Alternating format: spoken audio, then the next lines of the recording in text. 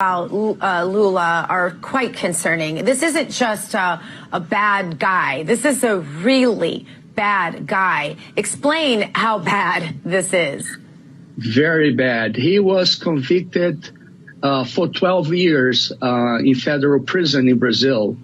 And he spent short of 600 days in prison when the Supreme Court of Brazil said there was a mistake during the criminal procedure.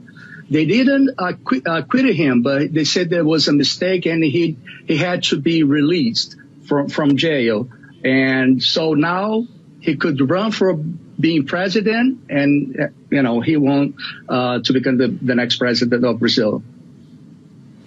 And wasn't he, if I understood correctly, wasn't he in prison on election fraud charges? He was actually in prison for corruption, for billions of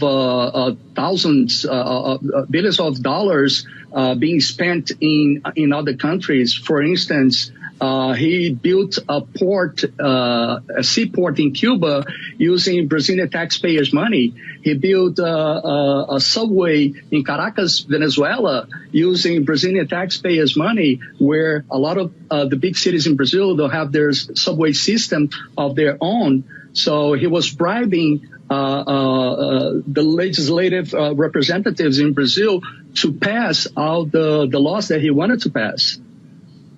And my understanding was, too, that the prison population that Bolsonaro is largely responsible for to try to straighten out the country, am I telling this right, that they were allowed to vote also in this election? They were allowed to vote. And not only that, once they learned that Lula won the election, they had a video from inside a lot of jails in Brazil. They were all celebrating. All the criminals inside the prison were all cheering, high-fiving each other.